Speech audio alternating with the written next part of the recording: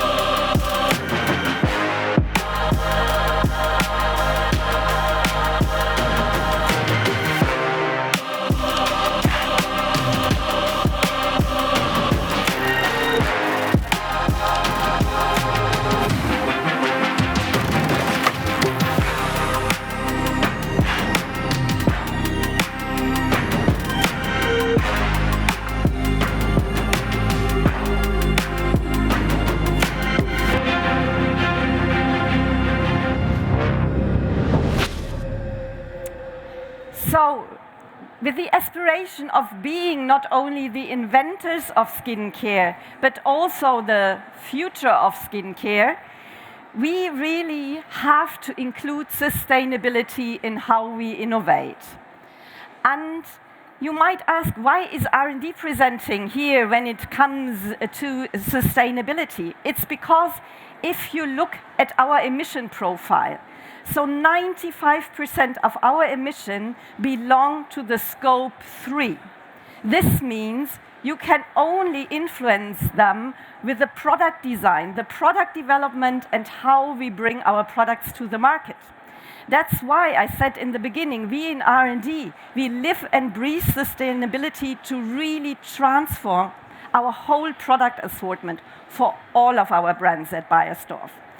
And here we especially focus on 2 pillars when we look at product design. It's on the one hand side the packaging and the formula.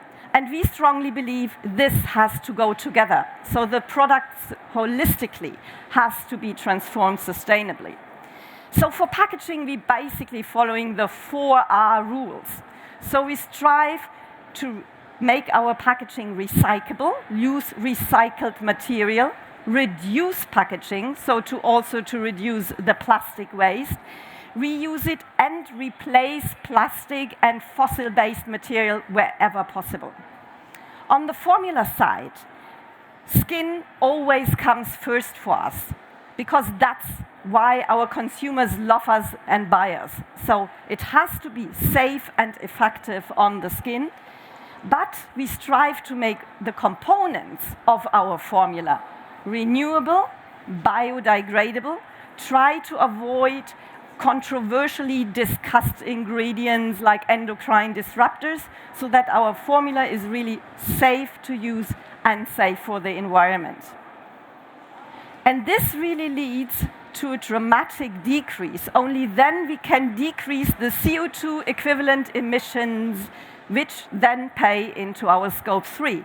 And please look, not many companies really have this scope 3 in mind when innovating and when also reporting their numbers. So we have a very strict and ambitious, really, sustainability agenda. And it's all under the frame that we care beyond skin. Care is really in our heart. Nivea cream, that personifies care for us. But we will bring and want to bring this care also to the environment, also to the society. And based on this, here you can see our major parts and components and pillars of our sustainability agenda. And it follows for sure the United Nations Sustainable Development Goals as a base. And we want to target basically the whole value chain, from our supplier network to how the consumers are using our products.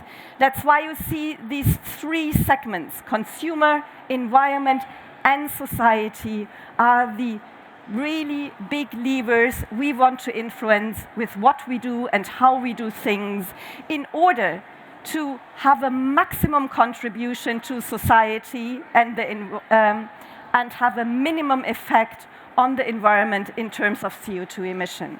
So this is basically the frame of our sustainability agenda. And this sustainability agenda has to come to life, and you have to measure it, that you really have an objective you work for, and that you also have proof points that you walk the talk, that you not only have a commitment, but you really deliver in what you do against this commitment. And here you can see we have really a strong ambition, which is one of the strongest in the industries if you compare. Because we want to reduce, and that is basically the big goal, the greenhouse emissions comprising scope 1, 2, and 3 in absolute terms, so independent of growth, by 30% on a base of 2018 already in 2025. We want to have our production climate neutral, and already last year in 2022 our production here in Berlin turned climate neutral because we switched to a biogas-based production.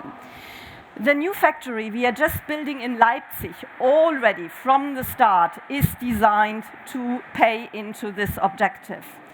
I told you packaging super important. So you see here our plastic pledge. So we want to reduce 50% of the virgin fossil-based plastic in our products.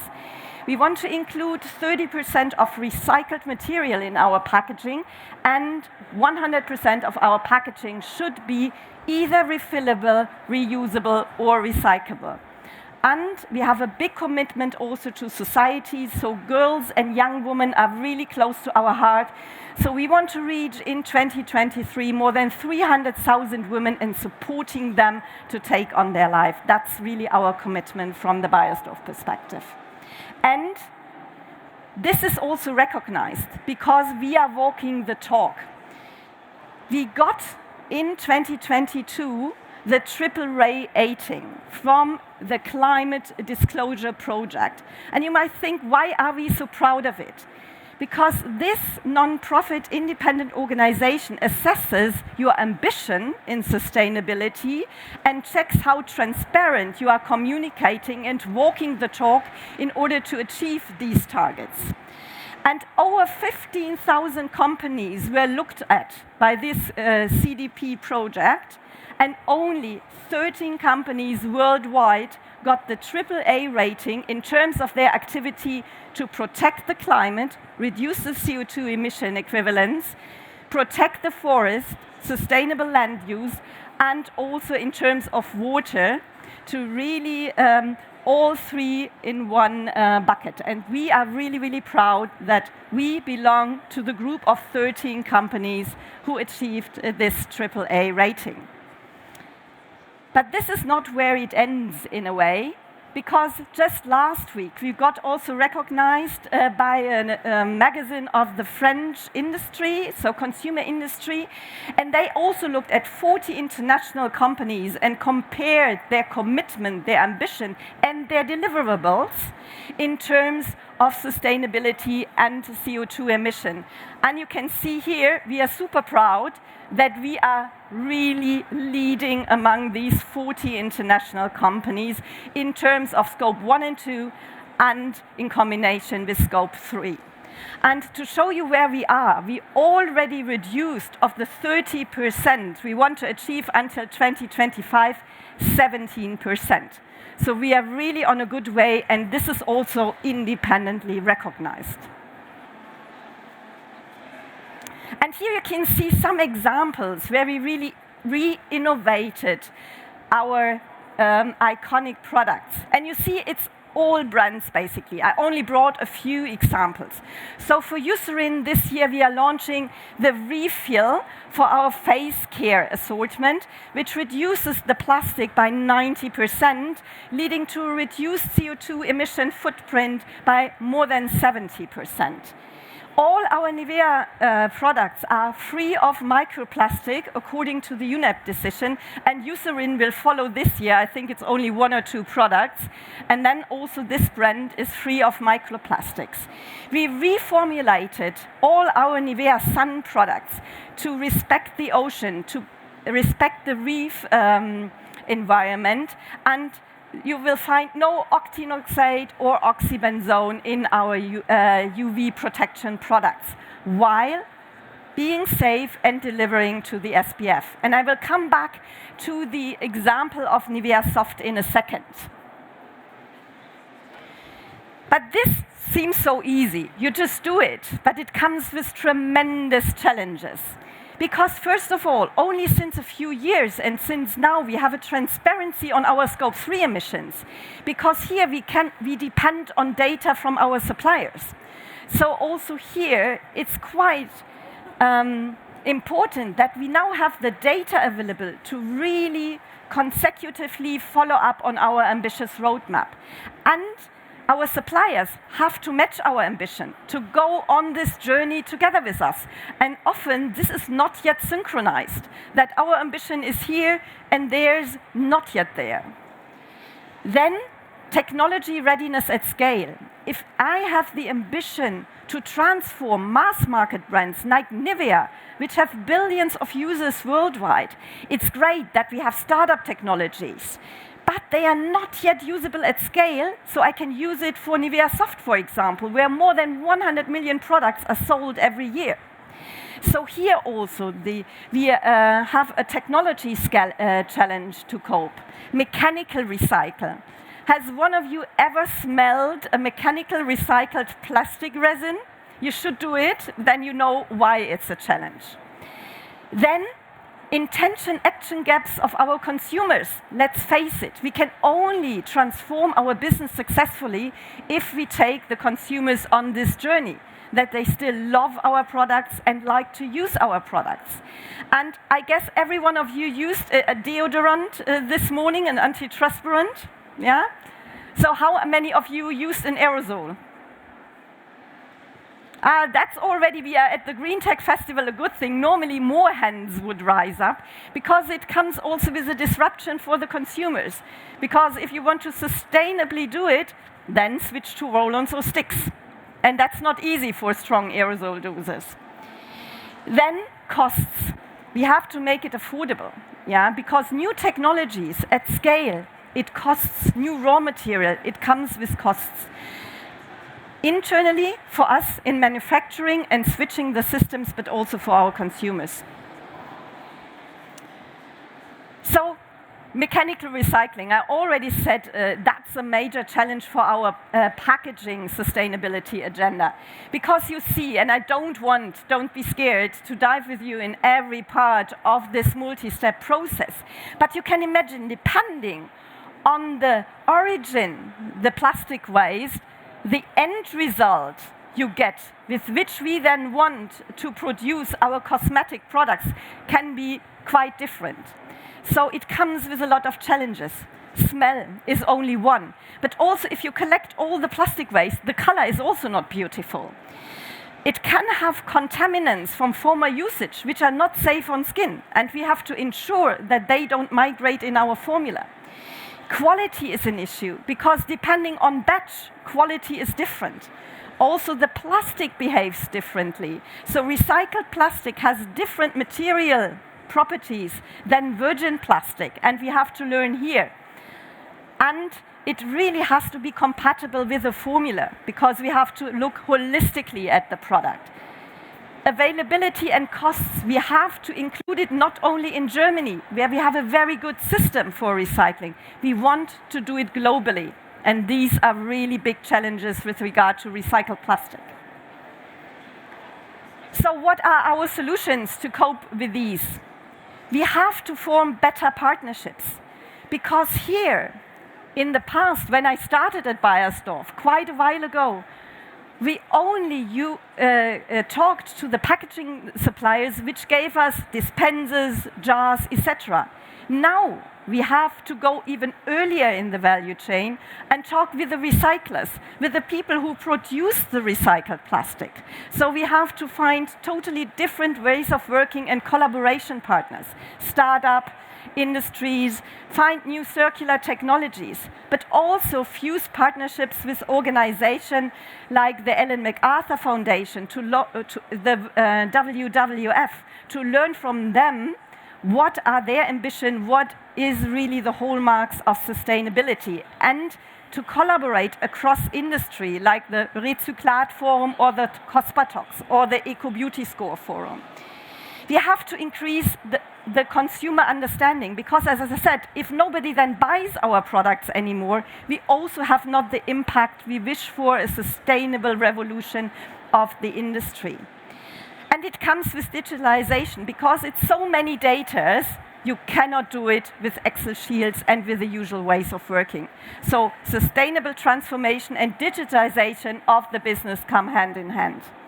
And you need courage, because the products will be different, the formats will be different. You have to re-educate consumers. You might lose some consumers, but most probably you will win more consumers, because this is really the way to go forward. This is to be future ready. And it's all about funding the journey. So we in Beiersdorf spend now more than 300 million in the next 5 years to really empower and to bring this agenda to life. And from an R&D perspective, it's super exciting times. It's really like re-innovating skincare again, because there is so much to explore. We want to find renewable fossil-based ingredients, which are biodegradable, but still have the effect on skin. We want to upcycle material out of waste streams, like capture carbon and transform it into cosmetic ingredients. Here we need also green energy, because these processes are super intense in energy. And if we don't merge these technologies with sustainable energy production, it's also quite tough. We work on minimizing the packaging. We work on new formats, educating the consumers, like switching from an aerosol to a deo stick, or using water-free shampoos or cleansing bars. So this is all what we are looking at R&D. And we also look at the problem of mechanical recycling. So we try, together with our industry and startup partners, to find ways to improve really the quality of the mechanical recycled material, so we get a better quality, we can use it for more, even more susceptible products, and that we can really tailor the plastic material properties to the products and the packagings we want to bring to our consumers. So this is really an ambitious journey we are on the way, which we cannot do alone, so collaboration truly is key. And this is an example I bring for you, biomass. How do we create new ingredients for our formulas? So we really upcycle side streams of biomass, like wheat straw, for example, or bark from wood industry, because they are globally available and they contain the building blocks for the materials we need to produce a cream. So for the scientists amongst you, so wheat straw, there are a lot of alcohols, fatty acids, etc., which we then convert into emollients, thickeners, surfactants, and moisturizers. So totally changing from the fossil-based material to a bio-based material. And this is really an important step in driving sustainability forward. So now some practical examples we just launched this year. When we thought at our assortment where to start, we want to make the biggest impact possible. And that's why we started with our shower products, because lots of millions of people use them. You use also huge amounts of shower products, and it goes directly into the environment. It goes directly in the drain. When you shower, you foam, and here it goes. So we thought here we will have really the biggest impact also transforming our product assortment. And that's what we do. We already started in 2015 to exit all the micro beads which are based on plastic and exchange them with cellulose beads. In 2022, we got rid of the UNEP definition of microplastics. So you might know that some shower gels are so opaque or translucent, and the material you use, they were basically microplastics or acrylates, and also those we exchanged now from 2020 onwards in our products, so that our products are really free of microplastic. So that was the formula part. But a product consists of packaging and formula. So now we have 95% of post-consumer recycled plastic in our bottles. But that was not enough. We also want to avoid plastic waste. And that's why we lightweighted also our packaging. So it's also minus 20%, 25% of the weight of the plastic weight as such. And with this, we really sustainably revolutionized really an icon and transformed it into its best sustainable version to contribute to our pledges and to reduce emissions for the environment. So that is one example I brought with me. Another example is Nivea Soft. Nivea Soft is our best seller in our assortment. Really, more than 100 million products used all around the globe. And the challenge was, loyal consumers know their product by heart. So we had to keep the performance. We had to keep the sensory profile. But we wanted to reduce the footprint and make it more sustainable. And it was quite a journey and an effort. It took us more than 4 years to turn this icon into its best sustainable version.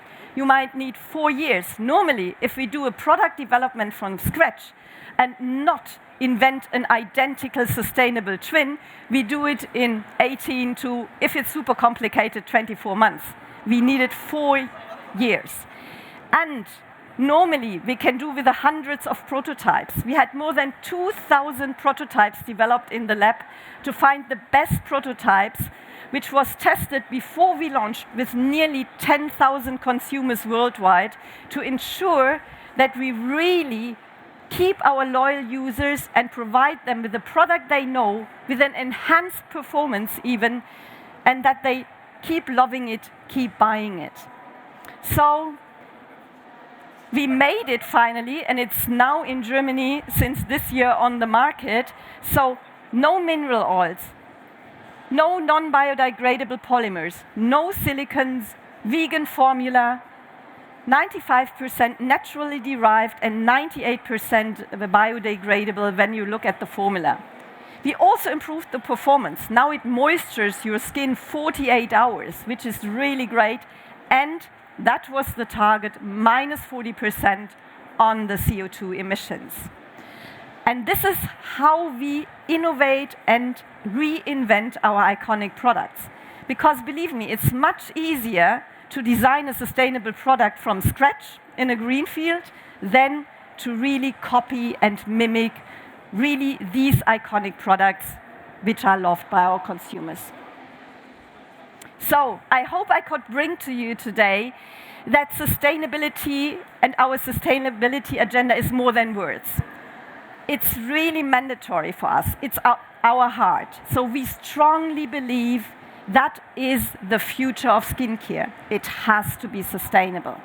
And we are really on a way, we all committed to, throughout the organization, to transform our business in an eco-friendly way.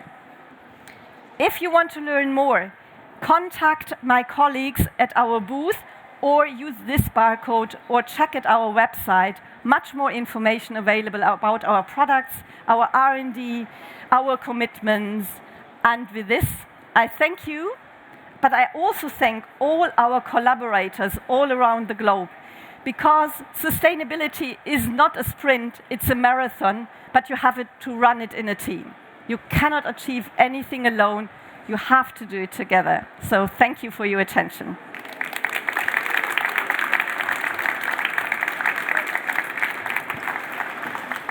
Thank you very much, Gitta. That's really inspiring to see such iconic brands doing something towards sustainability.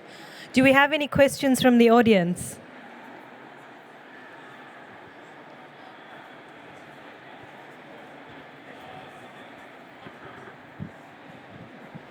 Thanks, Gitta, for the great presentation.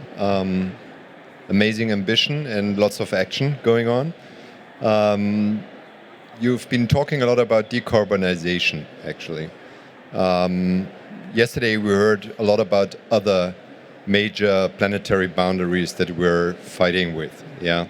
One of the most important ones after decarbonization is biodiversity, as you know. Yeah. Can you talk a bit about your ambition in that context? I think one of our pillars is also to ensure biodiversity. So, for example, when you look, we are part of the Roundtable for Sustainable Palm Oil initiative. We work also closely together, not only on the palm oil, but with also small farmers all around the globe. And we strictly also monitor our footprint together with our suppliers, how our universe, our material universe affects biodiversity. We are for sure not yet where we are with the CO2 footprint, but we have a high awareness of it, and we are building also a program around that. Gitta, Yeah. you mentioned that you're working across the value chain. Yeah. So how do you synchronize your suppliers with your own ambitions of carbon neutrality? Yeah, that is one of the biggest challenge we have. So it's a lot of talking, collaborating, and finding win-win situations for common ground. Because also our suppliers, they have sustainability agendas, and now we see how we can synchronize those to have the biggest impact. We also invest together, for example, in venture capital activities, or we jointly invest in startups to really promote technologies together, which gives both of us or our universe a hold and a footprint to accelerate technologies, bring them to maturities so that we can use them at scale. And from a customer perspective, how do you influence consumers to have the same values that you have in terms of environmental awareness? You're spending a lot of effort on packaging, but how do you ensure this circularity from that perspective, from the consumer? Yeah, we try also to involve the consumer actively in some trials to really, first of all, create awareness in the consumer that it's important to join really these sustainable goals, but also it's important that we explain our ambitions and really explain also all the work we do and how it benefits for the planet in the end. And slightly nudge with a lot of communication efforts the consumer into using more sustainable formats. Not easy, a lot of communication power. I'm looking into the faces of my marketing colleagues.